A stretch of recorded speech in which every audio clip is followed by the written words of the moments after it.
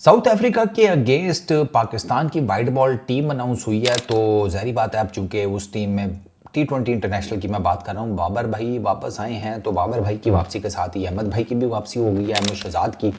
वो कह रही है कि सारी दुनिया बायलैटरल सीरीज़ में अपने यंगस्टर्स को चांस देती है, उनको मौका देती है कि तुम आओ अपना हुनर आजमाओ। एंड ई साइड के पाकिस्तान की टीम में क्या हो रहा है कि जी वो पुराने जो आउट ऑफ फॉर्म प्लेयर्स हैं उनको चांस दिया जा रहा है। यार अहमद भाई, अब मुझे पता है ये है तो इशारा बाबर आजम की तरफ ही। आपका ना आउट ऑफ फॉर्म होने वाला जो चक्कर है ना, वो ये है कि अगर मैं इस कॉन्टेक्स्ट में देखूँ ना, आउट ऑफ फॉर्म प्लेयर्स, अब ये पूरी की पूरी बैटिंग आउट ऑफ फॉर्म है। आप ज़रा अपने नंबर 1 से लेकर नंबर 6, 7, 8 तक के बैटर्स को देखें और मुझे बताएं कि आपके अभी करंटली T20 इंटरनेशनल सेटअप में इनमें से कौन मैच विनर है। बॉबी को तो करते हैं ना साइड के ऊपर, वो तो बेचारा जिसे कहते हैं आजकल ऐसा ढोल बना हुआ जिसका दिल करता है उसको पीट के चला जाता है, उसको करते हैं साइड के ऊपर। ज़रा बाकियों के ऊपर बात करें, बॉबी ने तो एक जगह लेनी है ना। अब ऐसा तो नहीं है कि बॉबी आकर 11 के 11 की सीट माल के बैठ गया है। मिलनी तो उसे एक ही पोजीशन है, नंबर 3 हो गई, नंबर 4 हो गई, या ओपनर हो गई, वट एवर। बाकियों के ऊपर भी ज़रा गुलफिशानी कर लें। हमें जब असल में फिर बात वही आ जाती है ना, बाबर आजम को जब निकाला था तो हमें जो कुछ कहा गया था ना वो नज़र नहीं आया। बाबर आजम की वापसी इस वजह से हुई है, बाबर आजम की वापसी इस चीज़ को रखकर T20 इंटरनेशनल में हुई है कि आपने वर्ल्ड T20 जो नेक्स्ट खेलना है वो जाकर खेलना है श्रीलंका की विकेटों के ऊपर। श्रीलंका की विकेटों के ऊपर भी ये आपको दुबई, शारजा, अबू धाबी ये वाला माहौल मिलेगा। थोड़ा सा डिफरेंस ही होगा कि वहाँ पर जो फास्ट बॉलर्स का गेंद है वो भी घूमता है, हवा चलती है ना, जजीरे है। और स्पिन तो वहाँ पर वैसे ही है श्रीलंका में, वरना मुरलीधरन थोड़ी वहाँ से निकलता, हसारंगा वहाँ से थोड़ी निकलता है। वो जो लेफ्ट आर्म था छोटा, क्या नाम था उसका, मेरे जहन से निकल गया एकदम ही। वो रंगानाथन हेरत, वो वहाँ से थोड़ी निकलता। तो वो विकेटों के हिसाब से बॉबी भाई की वापसी हुई है।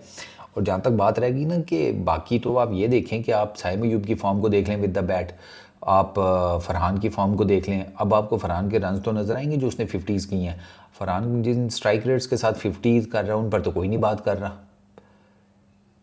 तो ये इस तरह की 50याँ तो बाबर भी मारता था, लेकिन उसके ऊपर सारे जैसे कहते हैं औजार अपने सीधे कर लेते थे।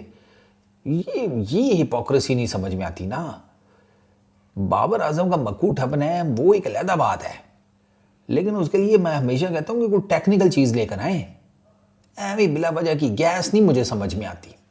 जो साफ सी बात है, अगर आपको बाबर आजम को आप कहते हैं, मैं तो खुद कहता हूँ कि ठीक है T20 इंटरनेशनल का हिसाब किताब नहीं बनता, ओके फाइन, लेकिन अगर आपके वो T20 सेटअप में था, आप उसको लेकर आए हैं, तो फिर उसका भी ज़रा बताएं भी तो सही ना कि वो क्या चक्कर चल रहा है, क्यों आया है, किस हिसाब में उसको लेकर आए हैं।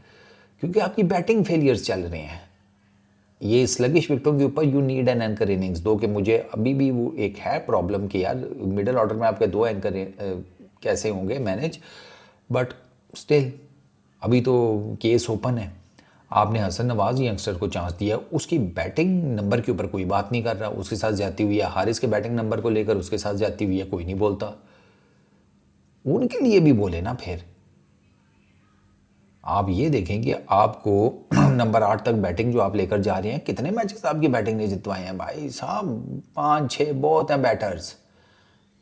उसके बाद कहानी नहीं समझ में आती, लेकिन आप उन चीज़ों के ऊपर कोई बात ही नहीं करता। बस वो बाबर बाबर बाबर, वही यार निकल आओ बाबर आजम से। वो उसका क्या चंबा जूस निकालोगे, सारों ने जूस निकाल तो दिया उसका।